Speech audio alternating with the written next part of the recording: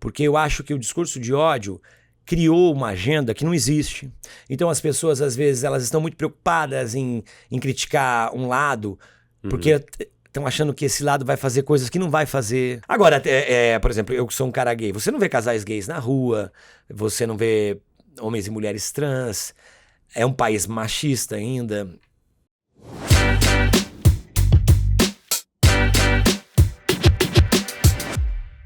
Olá pessoal, eu sou Eduardo Rodrigues, eu sou psicólogo, palestrante. Estou aqui com uma pessoa que eu vou pedir para ele se apresentar, porque ele é muita coisa, e aí é melhor que ele se apresente. Antes disso, Salgados da Elô, né? Nosso primeiro patrocínio aí, né? Nosso parceiro. Hoje fomos pegar de manhã, né? Tem também o pessoal da Hipogril, né? Que é mais ali para a região do Iporanga, tá aí, mediações. Salgados da Elô, toda a Grande São Paulo, beleza? Ah, toda a Grande São Paulo? Toda a Grande São Paulo. Festa, eu gostei, casamento. Viu, gente? Então, é sensacional. Cheguei comendo já. Pessoal, tô aqui com o Juliano Dipp. Parceiro, ele é jornalista, ele é formado em teatro e ele vai se apresentar porque ele é muita coisa. Quem faz muita coisa não faz nada, né? Não, mas no seu caso não é assim. Seja bem-vindo, meu irmão. Muito obrigado por estar aqui. Vou começar com uma pergunta. Você, né, é aproximadamente da minha idade. E tinha o programa Provocações, né, com a Bujanra, que também é um mestre da arte cênica. Me fala quem é você. Cara, você falou agora, né, ele vai se apresentar e eu tava pensando assim, putz, ele vai querer que eu fale de carreira, de currículo e tal, né? E normalmente eu acho que isso pouco me apresenta, né? Porque, sei lá, a gente que trabalha com imagem e tal, acaba ficando muito marcado pelo trabalho, até pelas pessoas que nos conhecem fora do trabalho, né? Sim. Então, às vezes, a pessoa te apresenta, esse aqui é meu amigo Juliano, ele é repórter da Band, como se a gente se resumisse aquilo, né? Ou eu fico pensando, putz, e se eu não fosse, né? Eu já não fui, amanhã eu não vou ser também, né? A vida não se resume a isso. Então, se você pedir para eu me apresentar assim, cara, eu sou um falador, um cara muito comunicativo, muito ansioso, da mesma geração que você, né? Então eu passei por essa mudança de crescer num mundo com muita rotina, que os nossos horários eram fixados com a televisão e tal, né? E de repente a gente é uma geração que mudou pra caramba e teve que se adaptar a tudo isso. Então tô nessa loucura também, né? De ser do digital, ser do analógico, tá na televisão quando as pessoas estão na internet, eu tava no rádio quando elas estavam na televisão, enfim, não sou uma pessoa de fazer planos a longo prazo, embora eu acho que a minha vida foi traçada mais ou menos como eu esperava que acontecesse, porque eu brincava de teatro quando eu era criança, brincava de jornalismo, então foi muito fácil escolher essas profissões, né? Uhum. E tô aí na luta ainda, acho que você falou 20 anos de psicologia, né? Eu também tenho 20 anos de jornalismo, parece muita coisa, realmente mas eu me sinto muito começando. Verdade. E tendo muita coisa para... As pessoas às vezes acham que a gente já gastou muito tempo já. Tem gente que fala, pô, tá na hora de você ter um programa, tá na hora de não sei o quê. Eu falo assim, não, eu ainda tenho muita lenha para queimar aí na reportagem, que é uma das coisas que eu mais gosto de fazer no jornalismo, né? Tá. Então me fala da sua infância. Já que, né, tá falando com um psicólogo, vamos puxar lá de trás. Puxa, vamos ver se você resolve alguma coisa, então. ou trago mais questionamentos, né? Essa infância dos anos 80, eu nasci em 84, em Bauru, no interior de São Paulo. Eu tive a sorte de ser uma criança do interior, assim. Sabe, criança de rua? Eu nasci numa rua que era fenomenal.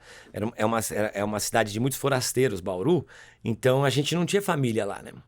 E aí acabamos criando uma família nessa rua, de modo que o vizinho de frente, do lado, da esquina, né? Eu tô falando de 40 anos, porque eu literalmente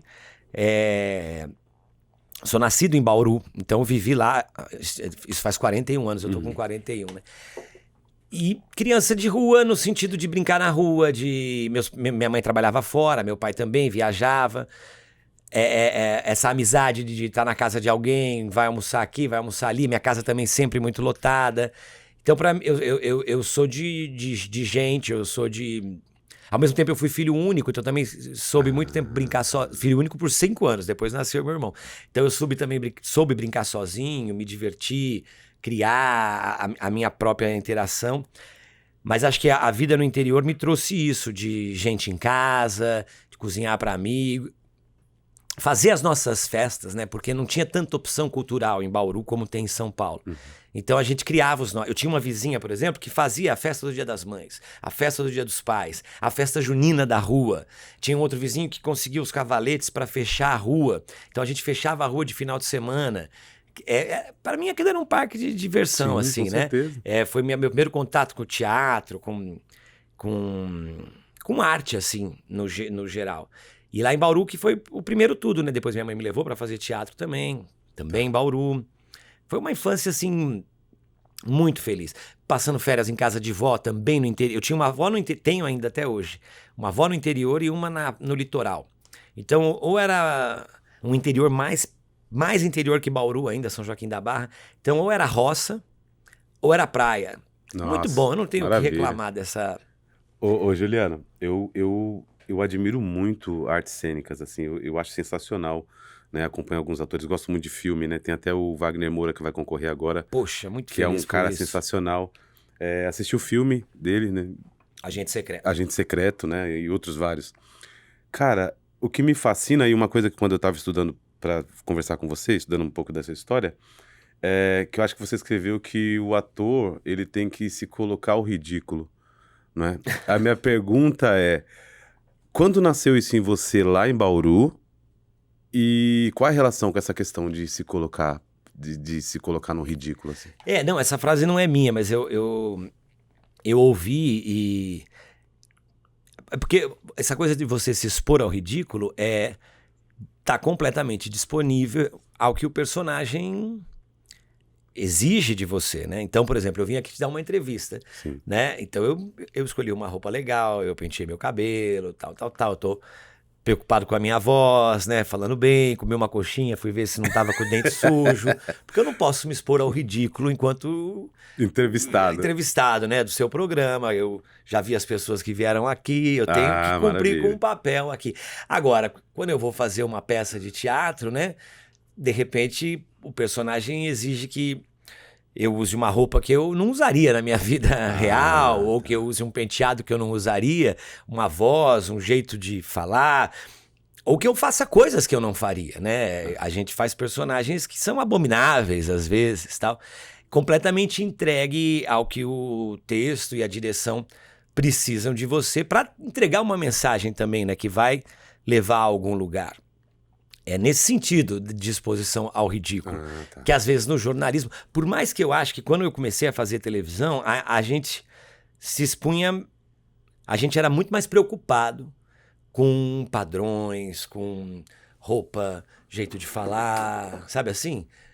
Isso no jornalismo, né? Não no CQC, que foi, na verdade, quando eu entrei na Band. Já vamos falar sobre isso. Aí não tinha essa preocupação. Mas, por exemplo, o primeiro emprego meu em São Paulo foi no Aqui Agora. Nossa. 2008. Então eu usava terno e gravata, cabelo penteado pra trás, né? Imagina, eu acho que eu só Um usei... estereótipo, né? Eu só usei terno e gravata na Band quando foi obrigado, em ocasiões como Brasília, que você tem que entrar no Congresso. Então essa preocupação estética e beleza e tal, papapá, isso aí é uma coisinha que... Porque estou muito preocupado com imagem, com, né, criar um... E o teatro já não, o teatro rompe tudo isso, né? Esse é o grande barato, assim. Tá. Eu sempre quis fazer teatro, depois que eu comecei a entender, né, a importância e tal. O que você diria para as pessoas que querem fazer, assim como eu, e ainda não se inseriram, não se jogaram? Façam. Simples assim. É o que eu digo pra mim hoje em dia sobre coisas que eu quero fazer e ainda não fiz. Eu digo pra mim, faça, né? É um exercício que eu fiz na terapia, inclusive, né? Maravilha. Listas de coisas que eu faço e que eu gosto, que eu faço e que eu não gosto, Sim. que eu não gosto e não faço, e que eu não faço e que eu gosto.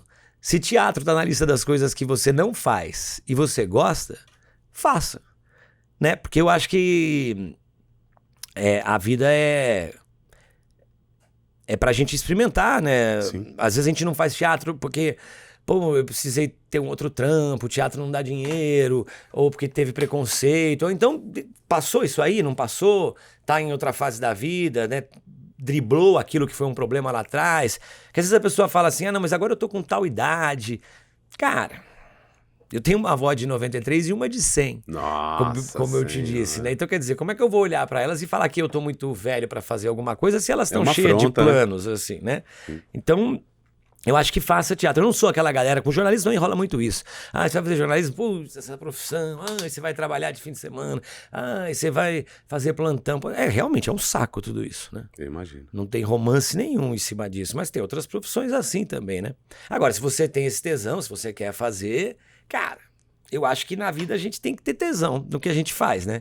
Então, obviamente vai ser um saco, obviamente vai ter plantão, porque trabalhar é chato às vezes, né? Com certeza. Muitas vezes. Imagina se você trabalhar com Não algo dá pra que você romantizar, não né? suporta. Então Com vai ser certeza. mais chato ainda. Mas faça teatro, eu incentivo muito, assim. Procure um bom curso, né? Um curso de expressão, um curso... Porque às vezes tem muito isso também. A pessoa fala assim, não, eu quero ser famoso e tal. Isso são outros 500, né? O Exatamente. teatro trabalha outras coisas. Eu, por exemplo, faço teatro mesmo, apesar de trabalhar em televisão, não trabalho com artes cênicas na televisão. Uhum. Nunca fiz novela, nada, e faria, obviamente, não tenho nada contra. Mas eu tenho um trabalho mais específico no teatro, que é uma experimentação muito louca, porque você repete o mesmo texto semanalmente, cada vez é diferente, você vai aprendendo cada vez mais com aquilo. É uma loucura. Fazer televisão deve ser uma loucura diferente, né?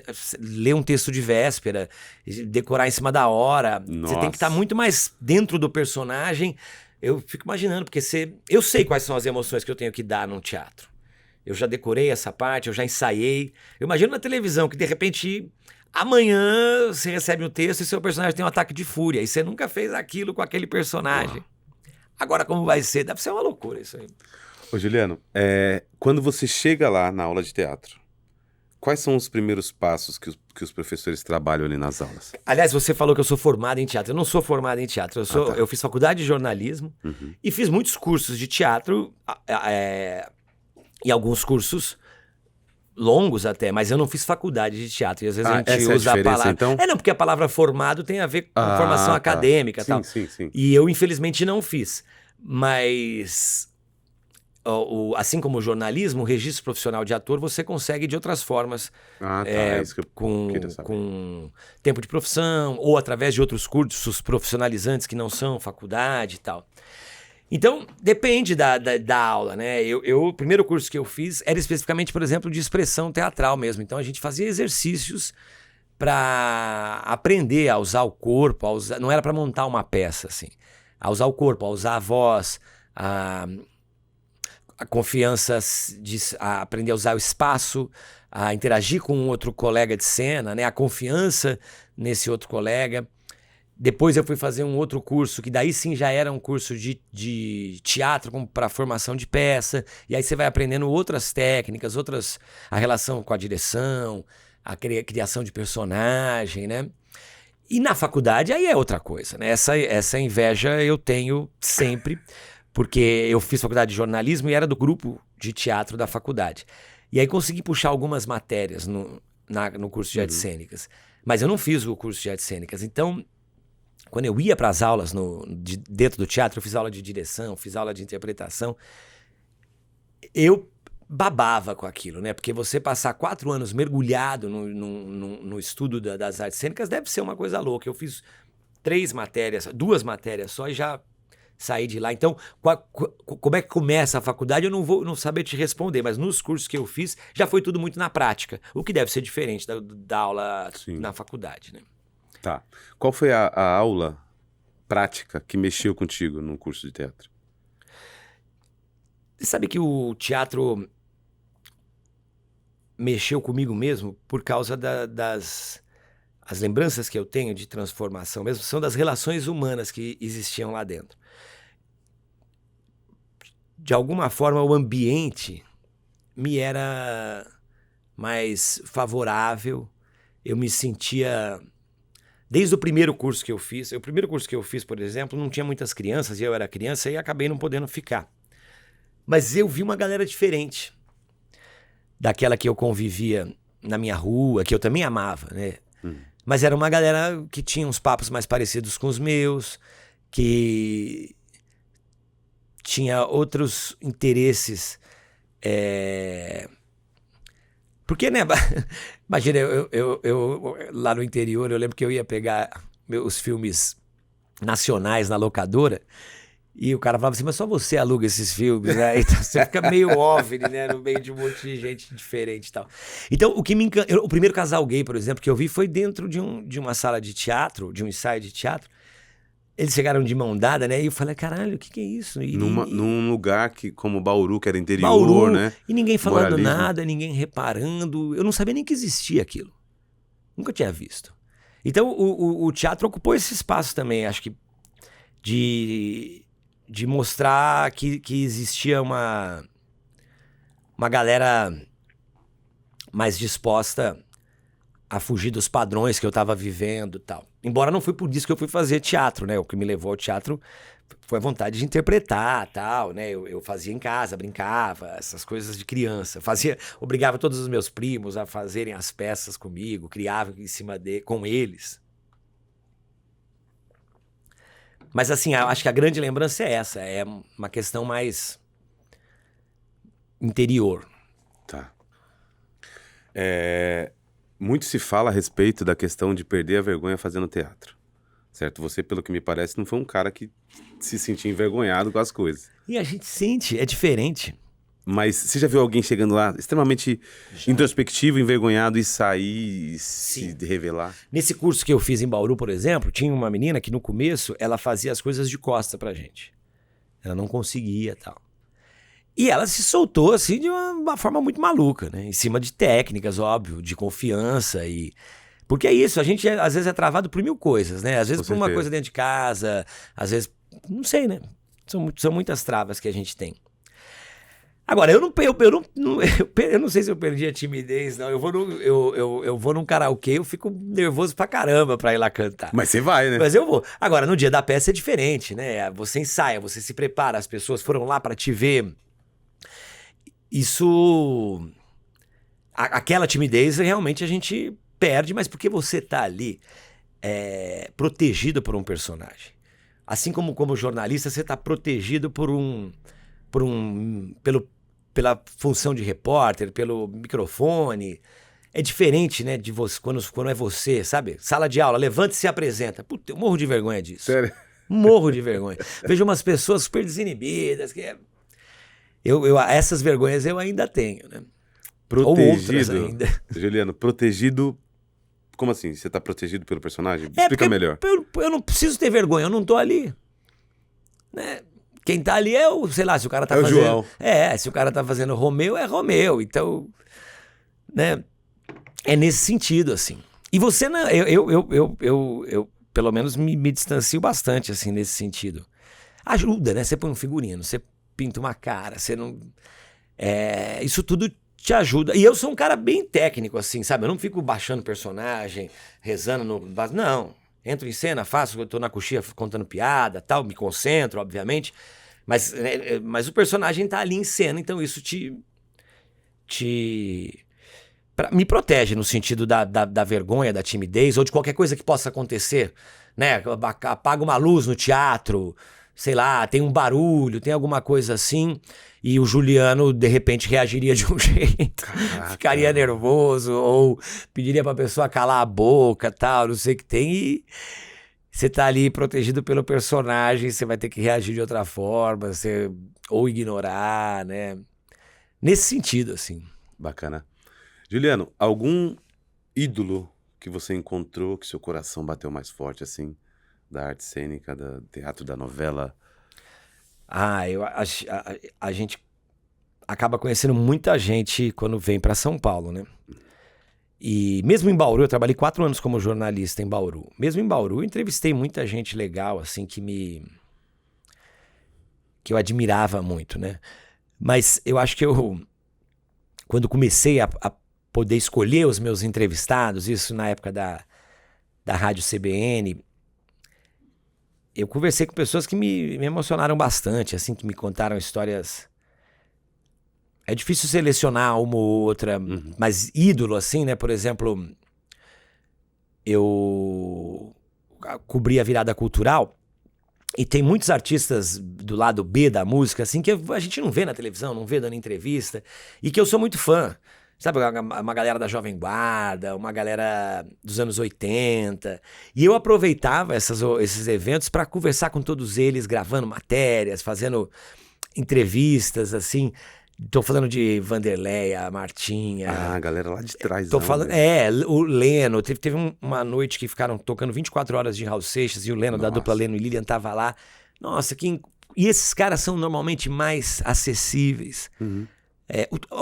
Outro cara, o Tom Zé, por exemplo. Nossa, o Tom Zé foi uma doçura. genial, entrevistar o Tom Zé foi uma das coisas mais gostosas que eu já fiz. Nem Mato Grosso. Meu Deus do céu, cara. Essa vaidade é a nossa profissão-dade, poder se aproximar de gente que a gente admira muito, né? A Rogéria, entrevistei a Rogéria no CBN Mix Brasil, assim.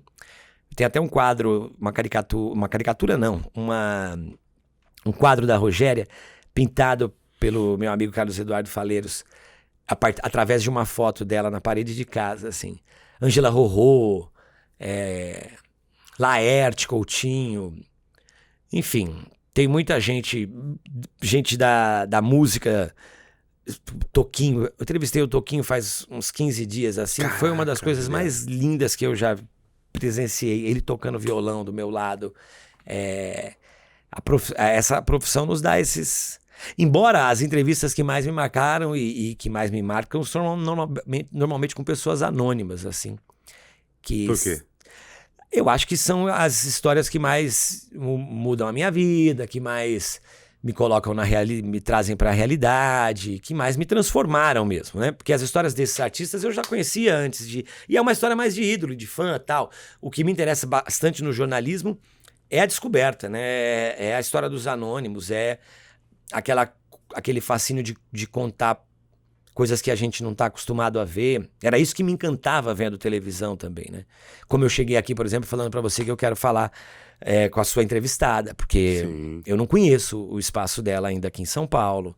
E eu quero mostrar. Eu acho que a gente tem que... Essas histórias são realmente transformadoras, assim. Sim. A Flavona, para o pessoal saber de quem a gente tá falando. Mas a gente vai colocar também o Insta dela aqui depois pra galera conhecer.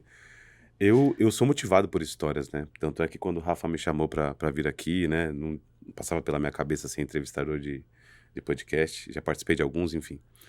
Mas a hora que eu tava lendo sobre você, cara, e eu vi que você trabalhou no Vaticano. Como que é isso? Como que foi essa parada do Vaticano? Eu fico pensando se vocês, psicólogos, não ficam tentando traçar a personalidade da galera, assim. Eu né? não, faço isso no final, né? Imaginando assim, às vezes você vai ter um date com um cara, ele é psicólogo, eu falo, puta, esse cara deve estar achando que eu sou isso ou aquilo. Viu meu Instagram, achou que eu sou narcisista, achou que eu sou, sei lá, tal. Cara, o Vaticano foi uma sorte que eu tive na vida, porque eu tava terminando a faculdade e eu queria muito mudar para São Paulo, porque eu achava que a vida profissional, ou pro Rio, né? Porque a vida profissional pro jornalista e pro ator seria melhor nesses lugares. Mas eu tinha medo, porque eu tinha feito uma faculdade particular no interior, trabalhado numa rádio que me ensinou tudo e muita coisa, mas que talvez em São Paulo as pessoas não iam conhecer para analisar meu currículo assim. Só que eu também não tinha uma grana para fazer intercâmbio, para, né, melhorar o meu currículo nesse sentido, ou fazer uma pós, tal, pagar uma pós. E aí eu descobri com um colega meu, Marcelo Zanluc, que ele tinha feito, um veterano, ele tinha feito esse estágio. Ele falou, cara, o estágio é de graça. Você não precisa pagar para ir para lá, né? Só que eles também não te pagam nada. Então você tem que pagar a passagem e a hospedagem lá. E tem que ser aprovado para fazer o estágio. Ele era um cara da igreja, eu não era assim, né? Embora ter feito uma faculdade católica e tal.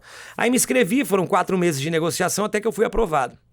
Pedi demissão da rádio e consegui com isso o dinheiro para viajar para lá. Juliano, te cortando rapidinho, esse processo ainda existe? Eu acho que existe. A Rádio Vaticano segue lá firme e forte.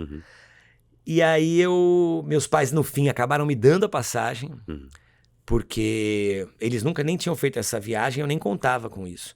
E isso me deu uma grana para poder ficar um pouquinho mais lá. porque acabou que o meu estágio de 1 mês prorrogou para 2, e depois eu fui convidado para trabalhar com eles. Na Rádio Vaticano? Na rádio. Tinha uma vaga de substituto, que tinha um rapaz que estava fazendo um mestrado na Bélgica, e aí ele ia ficar 2 anos fora, e eu pude ficar, eu ficaria até mais, mas eu fiquei 1 ano, porque a minha passagem vencia, a grana era curta, a diária era pequena, não era todo dia, e eu queria vir para São Paulo. Aí eu falei, não, deu 1 ano, eu já melhorei meu currículo, já tá na... A vida era difícil, eu dividia um quarto com 6 pessoas, a gente não tinha grana. Uhum. E aí foi quando fechou 1 ano, eu falei, agora já posso tentar. E de lá eu fui direto para São Paulo. Isso faz 20... É isso que eu ia perguntar. Não, 20 não, 19 anos. Tá. Você tinha por volta de uns 20 e poucos anos. Eu fui pra lá com 22, né? 2007. Tá. E o que você fazia lá? Na rádio? Na Rádio Vaticano. Tipo, então esse script aqui, Pai Nosso... Não. O programa a Rádio Vaticano tem 60 redações em 40 idiomas. É a maior rádio do mundo. E eu fazia a redação Português Brasil. Tinha Português Brasil, Português África e Português Portugal. E a gente fazia um programa que era dividido entre notícias do Papa, notícias da Igreja no mundo e notícias internacionais. Todo dia tinha um horário que saía a divulgação das notícias do Papa. Desculpa, pessoal. Imagina. Na época do analógico, né? Então tinha uma salinha que era tudo impresso. Você ia lá e pegava tudo em italiano. Era uma delícia esse momento, porque imagina que você entrava naquela sala, tinha jornalista chinês, romeno, húngaro, norueguês, alemão, espanhol, e todo mundo falava italiano. Eu falava muito mal italiano no começo, mas me arriscava ali, fazia networking. Você fala quantas línguas? Só para abrir um parênteses. Não falo nada. Eu falo italiano e português. Falo inglês, mas não como italiano, porque eu nunca morei nos Estados Unidos. Uhum. Estudo inglês até hoje, inclusive. Então já são 3 línguas, pô. Amanhã tem aula com a Teacher Blow. Eu estudo inglês até... Faço só conversação hoje, mas ainda faço. Uhum. E portunhol, né? Porque quando eu morei na China, foram 4 meses de curso em espanhol com os meus irmãos latinos. Então é como se eu estivesse morando num país que falasse espanhol. E me aproximei muito do espanhol. Uhum. Mas é diferente falar ao vivo na televisão, espanhol, eu ia passar vergonha. Uhum. Já o italiano, não. Recentemente eu entrevistei o Andrea Bocelli na Band e tal, eu me sinto muito mais à vontade, porque você mora no país, é diferente. Você consegue pensar no idioma, né? Você vive o idioma. São outros 500. Mas então na rádio a rotina era essa. Pegava, ia pra redação, traduzia as notícias do Papa, buscava as outras notícias. Aí você tinha que ir atrás das notícias da Igreja no mundo, você tinha que ir atrás do noticiário internacional e depois subia para gravar o programa, que era feito ao vivo para as igrejas, para as rádios no Brasil, né? Uhum. Era muito legal. Imagina que o operador de áudio era italiano e ele fazia todos os programas em todos os idiomas. Nossa. Então era tudo por sinal. Você tinha que fazer... Tinha um botão que indicava intervalo. Tinha um botão que indicava sonora. Tinha um botão que indicava... Então o locutor ia mostrando. Porque, para quem não entende, né? A gente que tá aqui tem a equipe técnica aqui atrás e eles vão sabendo o que tem que fazer de acordo com o que eles estão ouvindo, né? Falou do salgado, o cara vai lá e mete a imagem do salgado. Mas o cara que não tá entendendo o nosso idioma, como é que vai fazer, né? Então tem que ser tudo no código lá. Nossa, sensacional. Várias perguntas pra te fazer, hein, cara. Vamos pra China agora, então. Vamos pra China. E aí? Aí demos um salto de 18, de alguns anos. Eu fui pra China em 2023. Aí foi diferente, né? Porque pra Itália eu fui sem estrutura, molecão, sem emprego, sem parentes importantes, sem dinheiro no bolso e vindo do interior. Pra China não, pra China eu fui empregado pela Band. Ah, tá, já tava pela Band, então. Fui pela Band, fui como correspondente, tinha um apartamento, tinha uma ajuda de custo pra ficar lá, fui fazer um curso. Aí é mil maravilhas, né? Porque daí você tem estrutura pra desenvolver o seu trabalho, pra curtir o país, conhecer.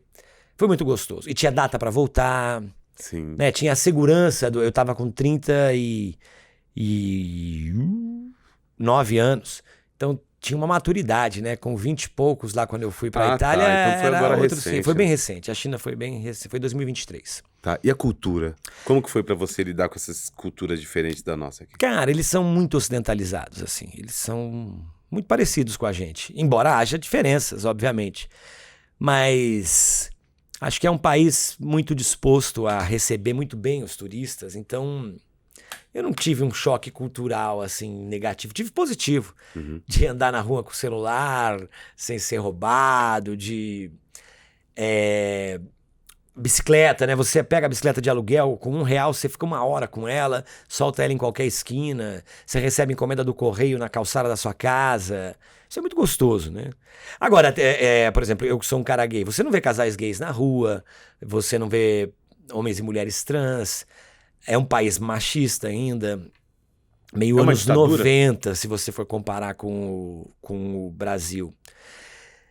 Aí você quer me complicar para perguntar se é uma ditadura, porque se você perguntar para eles lá, eles vão falar que não, que eles participam ativamente das decisões, né? E realmente eu vi participarem de né, plebiscito para saber o plebiscito não, mas o chamamento da população para saber o que vai fazer para controlar o celular das crianças. As crianças existem as delegacias de bairro, onde as pessoas votam nos assuntos ou escolhem os seus delegados que vão votar nas eleições então não dentro né? do Partido Na ditadura Comunista. não tem escolha, né?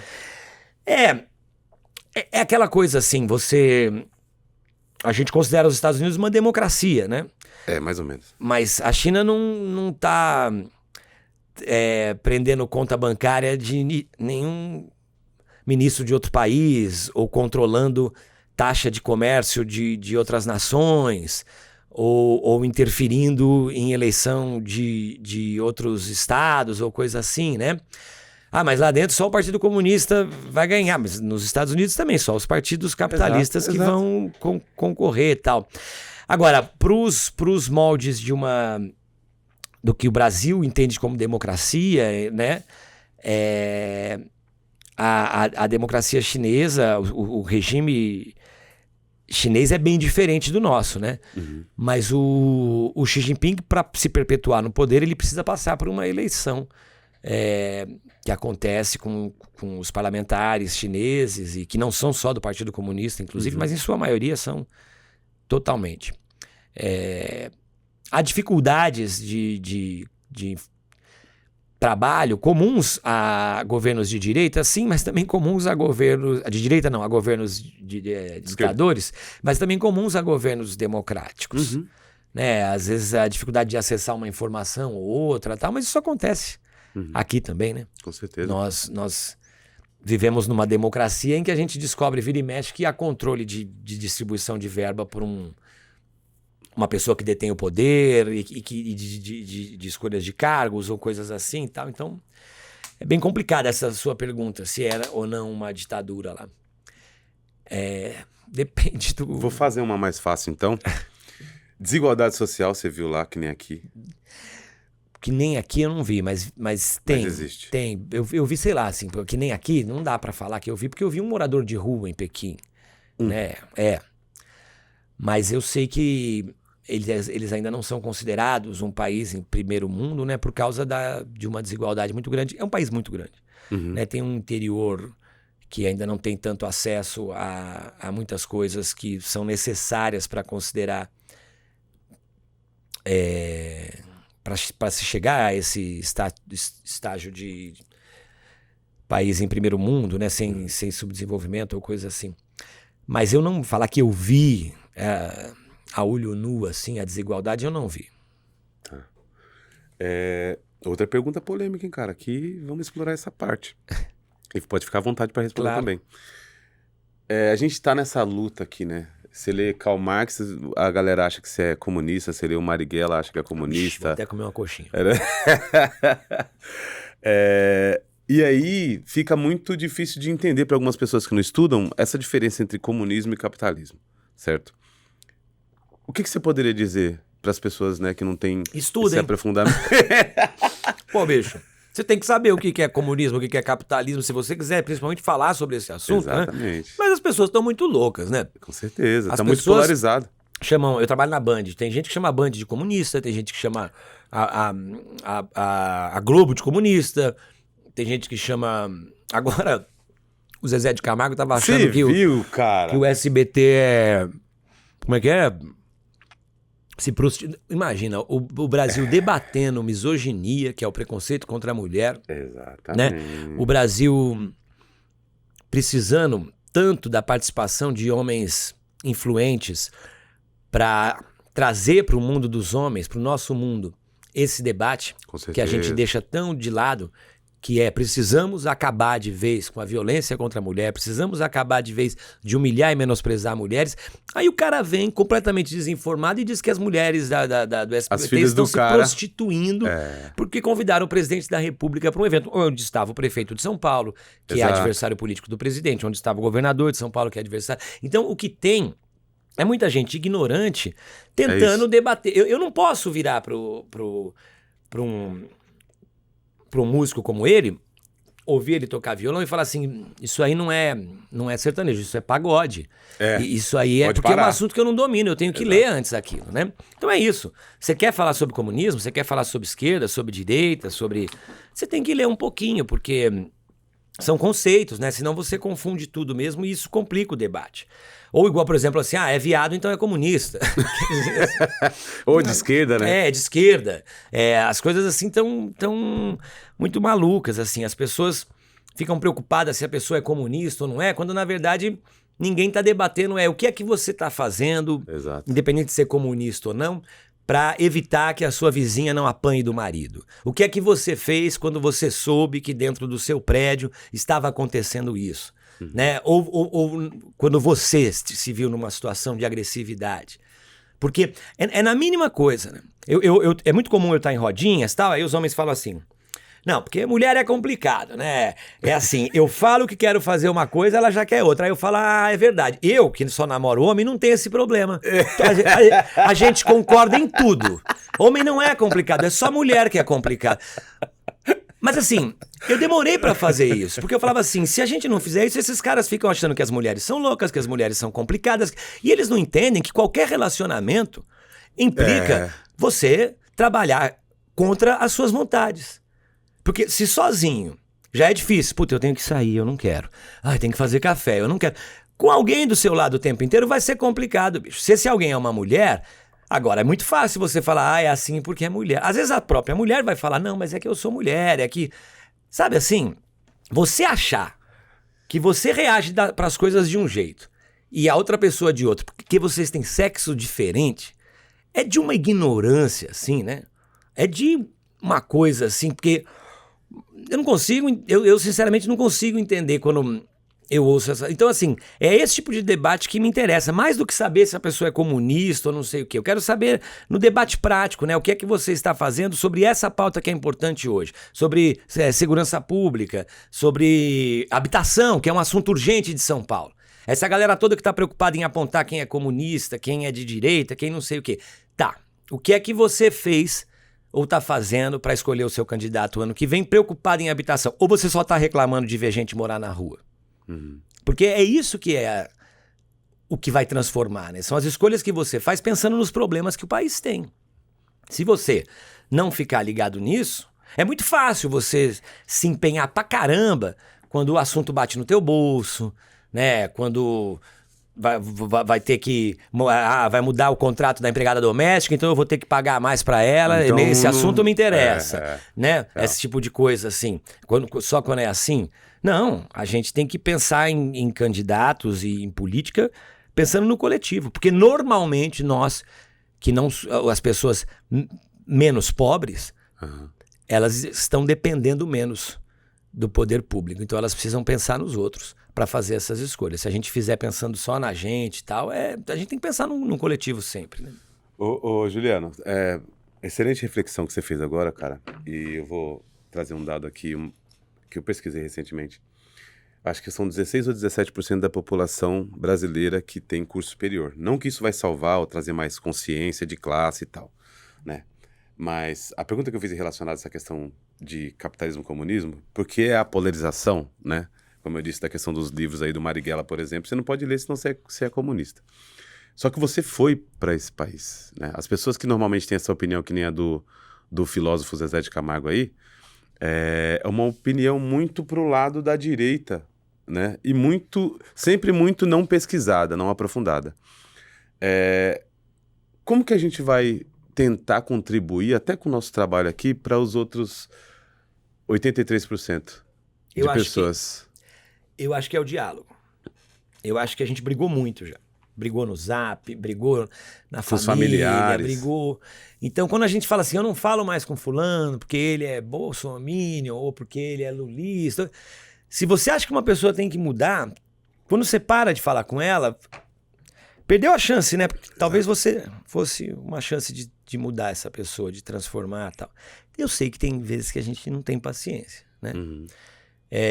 Eu frequento, convivo em grupos de WhatsApp ou coisas assim que eu percebo que algumas pessoas têm o esporte de provocar politicamente e tal, né? Uhum. E aí chega um momento que você fala, não vou mais cair nessa, tal. Mas quando eu vejo que há caminho, eu tento dialogar mesmo, assim, sabe? Porque eu acho que o discurso de ódio criou uma agenda que não existe.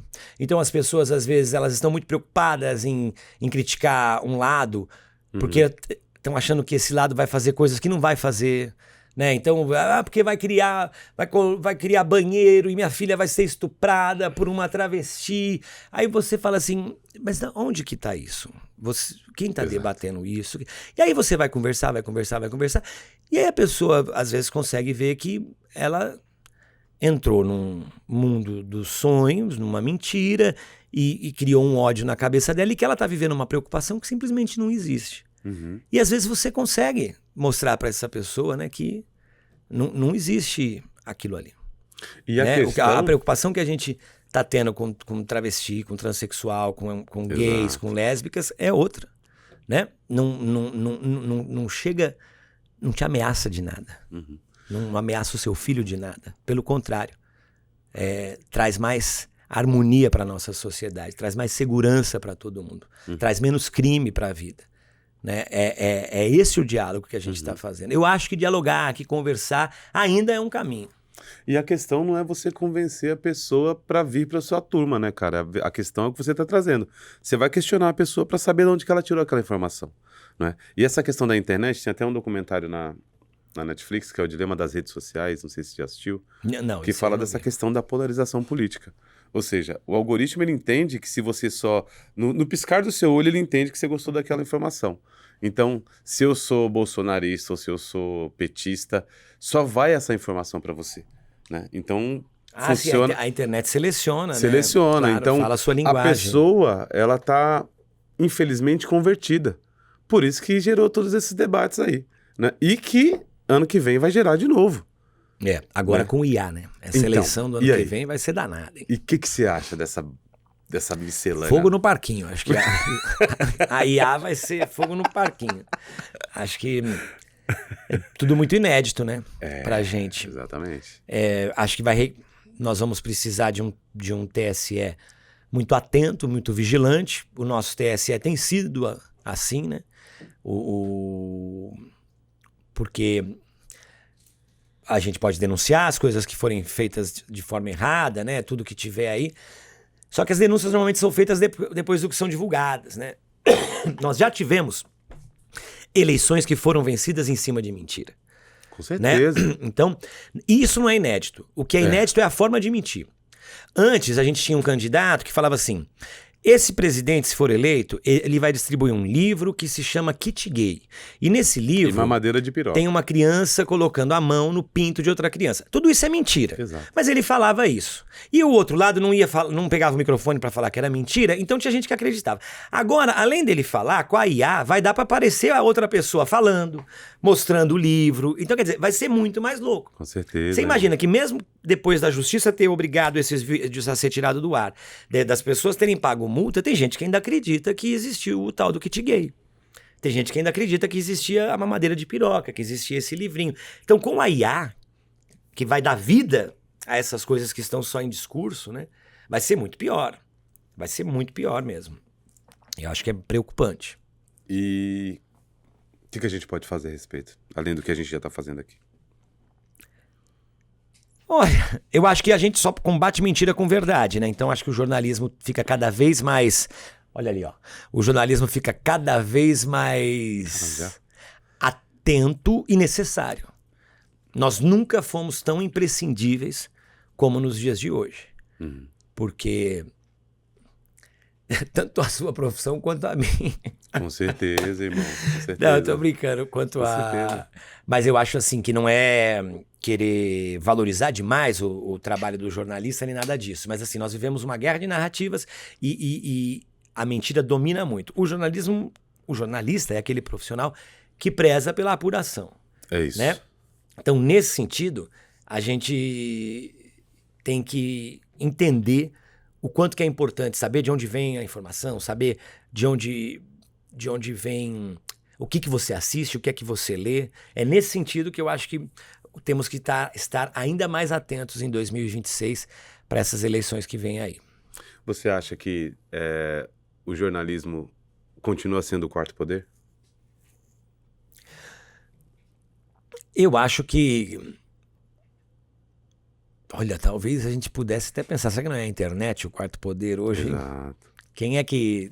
Mas o Quem é que tem mais poder? jornalismo tem muito poder. O jornalismo tem muito poder, por isso que ele precisa ser muito bem utilizado, com muita responsabilidade, né? com muita seriedade, principalmente no ano eleitoral. E acho que o principal poder que ele tem é esse poder de prestar um serviço social à população. Bacana. Quando o serviço que ele presta não interessa à população e sim a outros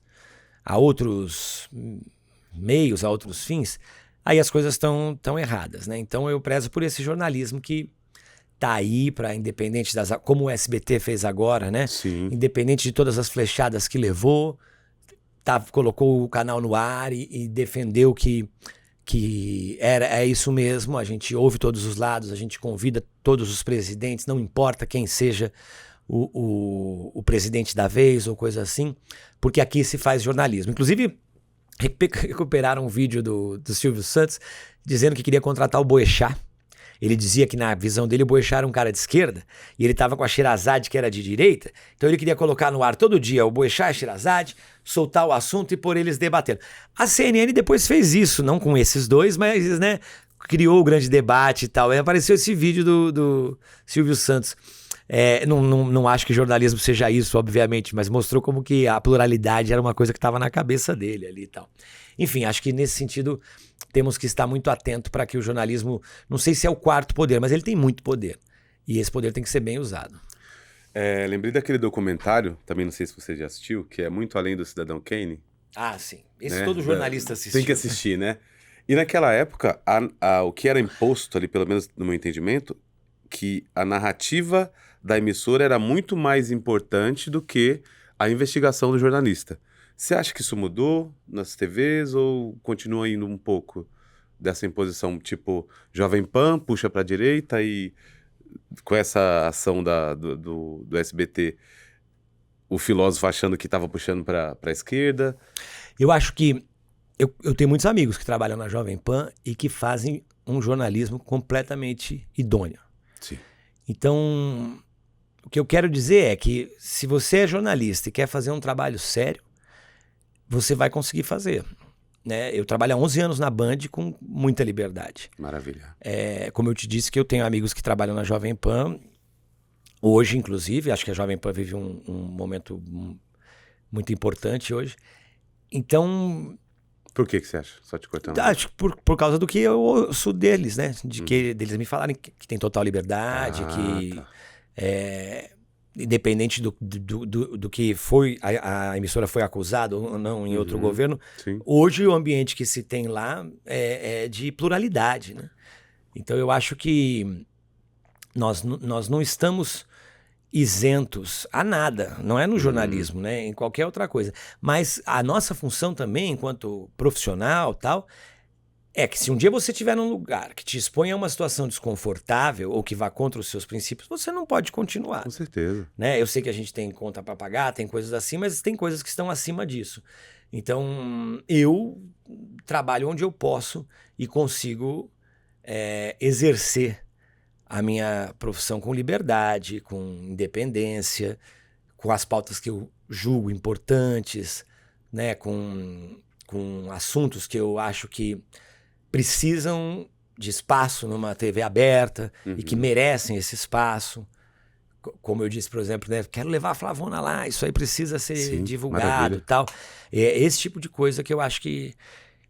Eu não posso falar de outros trabalhos, né? Porque eu não os fiz, então eu não sei. Tá.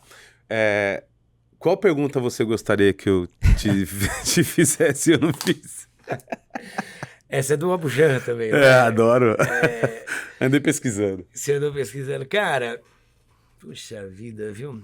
Qual pergunta que você... Eu não sei, sabia? Eu acho que até por ser repórter, eu vim muito aberto, assim, Sim. não tava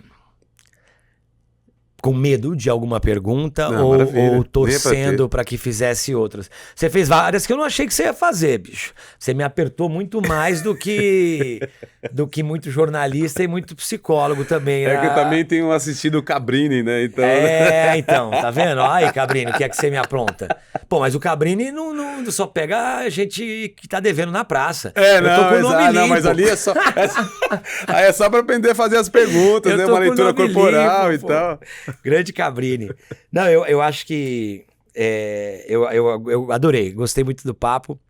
E... Sabe que eu dou muita entrevista em podcast, né? E às vezes a gente acaba falando muito da nossa carreira e tal.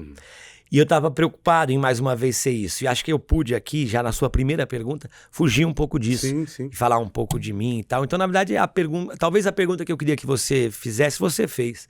Que foi lá sobre a minha infância, por exemplo. Contar um pouquinho daquela minha rua, que tem um nome curioso. Bora. Que é a Turma da Rola. Mas com 2 L's. Não, pra intensificar. E é o nome da rua. E eu, durante muito tempo, não entendia a graça desse nome, porque era uma criança. Aliás, só adulto que eu fui me ligar que tinha uma piada em cima desse nome, que minha mãe, meu pai, meus tios falavam o tempo todo. Turma da Rola, Turma da Rola, Turma da Rola. Porque é a rua Manuel Pereira Rola. Que susto, bicho. É só por isso. É uma turma famosa em Bauru. Ô, Juliano, agora eu quero que você pense dentro da área das artes cênicas, né? Do teatro, ou do jornalismo, em algum filme, algum livro, algo que você possa indicar pra galera, porque a gente sempre traz essa ideia da importância da leitura, né? Por isso que a gente tem alguns aqui. Poxa, vou indicar... Tem um filme brasileiro que é meio chovendo molhado, mas que é o Central do Brasil. Nossa, sensacional. Que eu acho assim uma das... Sensacional, né? Cara. E com Vinícius de Oliveira, que é um dos meus grandes amigos aqui em São Paulo. A gente morou junto aqui. Quando eu cheguei aqui, quem me recebeu foi o meu grande irmão, que é o Tadeu Pinheiro, ator dos Parlapatões, com quem eu fiz, só com o Tadeu, 11 peças. Você imagina só?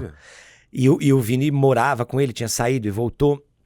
E acho que o Central do Brasil é um filme que conta de um Brasil que muita gente não conhece, que conta a história de uma mulher, né?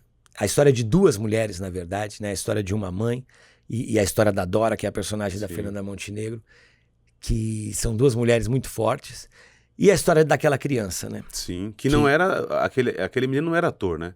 Não, ele não tinha sido descoberto, na verdade. Não, assim, ele não treinava. Ele não treinava fazia... pra isso, não. Ele estava foi trabalhando de engraxate no aeroporto Santos Dumont.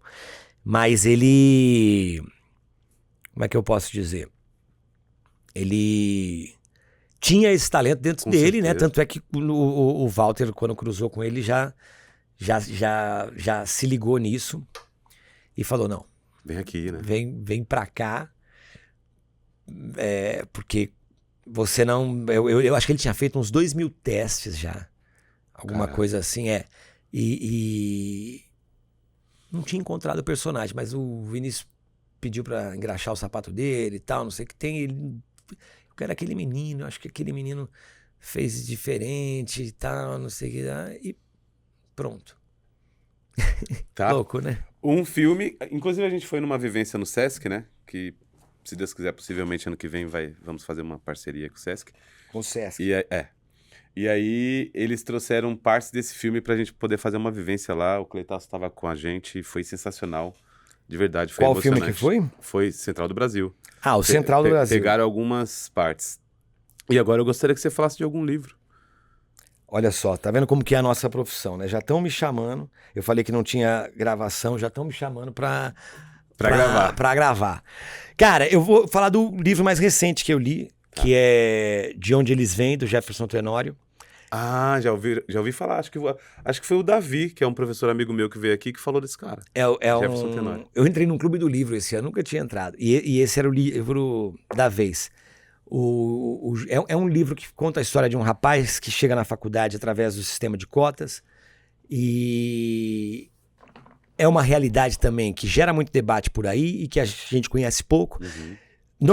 Normalmente, quem eu vejo palpitar sobre cotas não tem lugar de fala. Exatamente. Né? Então, você estava falando da questão, é um livro de jornalismo e tal. Eu acho que, por mais que seja uma ficção, é um mergulho num assunto que, para mim, eu tinha conhecido só por outro lado. No lado do debate da legislação, entrevistando a Uni, entrevistando o movimento negro.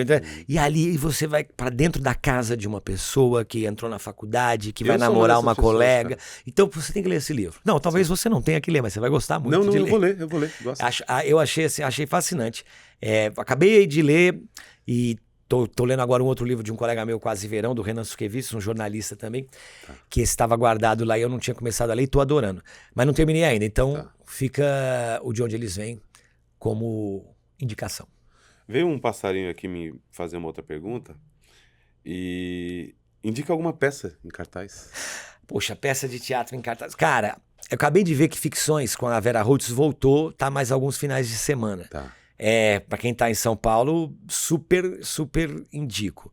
Tem uma outra peça que eu quero ver, saiu agora.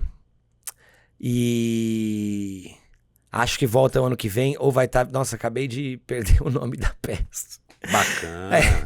É com o Babaioff, gente. Deixa eu... Pode pesquisar. Pegar aqui. E essa peça fala sobre o quê? Cara, ele viajou. Eu não assisti, né? Eu tenho que indicar uma peça que eu já vi. Não. Ele viajou o mundo agora. É também uma história LGBT. Uhum. Eu tô indicando duas peças que eu queria ver e não consegui ver ainda. Eu tô na Fazenda. Puta, como é que eu fui esquecer esse nome? E muito louco como essa peça ganhou notoriedade. Alguns anos já se passaram e ele segue em cartaz. Mas vou falar de uma que eu vi, que é do grupo que fez a última peça que eu fiz, que foi Deus de Spinoza, que é o Julgamento de Sócrates. Nossa Senhora! Só sei que nada sei, né? Sensacional. Ia falar do caralho, já falei. Enfim. Julgamento de Sócrates com Luiz Amorim é uma peça pra gente mergulhar um pouco naquilo que a gente ainda precisa descobrir, né? Exato. E tem preconceito. Porque o que acontece hoje, quando chega uma ideia nova, eu não quero falar sobre gênero, sobre mudança de pronome, ou sobre não sei, foi o que um dia fizeram com Sócrates lá atrás e mataram ele, foi o que um dia fizeram com Spinoza e excomungaram, Exato. ou coisas assim. Mas o novo sempre vem, como diz o Belchior, né? Então temos que estar abertos. Eu uso muito da maiêutica, né? Que é uma técnica do Sócrates, né? A mãe dele era parteira, e ele se considerava um parteiro de ideias. Por isso que eu fico fazendo esse monte de pergunta.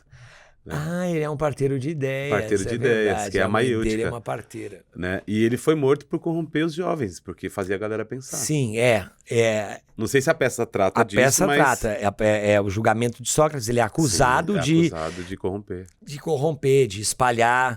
Só que ele não fazia nada, né? Ele questionava. Ele só fazia perguntas, Exato. Ele espalhava conhecimento, dúvidas, né? A diferença dele para os outros pensadores daquela época é que ele sabia que era ignorante para muitas coisas, né?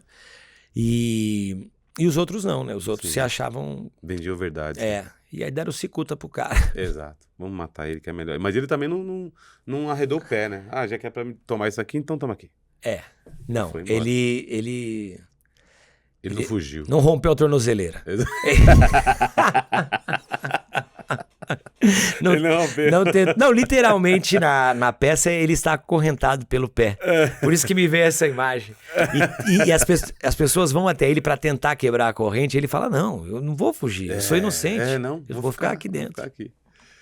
Juliano, sensacional, cara. Eu gosto de conversar, como você disse no começo, né? De conhecer histórias, né? Por isso que eu não trago perguntas muito voltadas para a profissão. Também é importante, né? Porque, embora a sociedade nos olhe como a nossa profissão, eu acho que por trás da gente tem muito mais, né? E É verdade. que bom que você veio aqui, né? Muito obrigado por ter vindo. Eu agradeço o convite. Inteligentíssimo, muito obrigado, Rafa, que fez. A gente nem ia trabalhar mais, né? Já estamos de férias, já. O Rafa, não. Quarta-feira tem gravação, então vamos lá. Eu agradeço a você e ao Rafa pelo convite, que muito me honrou. Cara, pra mim foi uma troca maravilhosa e espero mais vezes pra você vir aqui conversar de outras coisas. Preciso pelo menos ver, né? O que vai acontecer comigo depois de tudo que eu falei aqui. Aí a gente volta. Mas eu tô estudando sobre São Cipriano, cara. Tem umas rezas lá pra você lidar com os haters, tira e queda. Acho que eu vou voltar pro seu consultório, viu? E não vai ser pra cá. Olha, ó, pessoal. Ouçam o que ele tá dizendo. Meu consultório tem algumas vagas ainda, viu? Se vocês quiserem também. Deixou um livro de Jung na minha cara aqui. Pra ficar me lembrando. O homem assim, e os símbolos. Vá se tratar. Eu vou comer, gente. Obrigado, viu, querido? Tamo junto. Obrigado.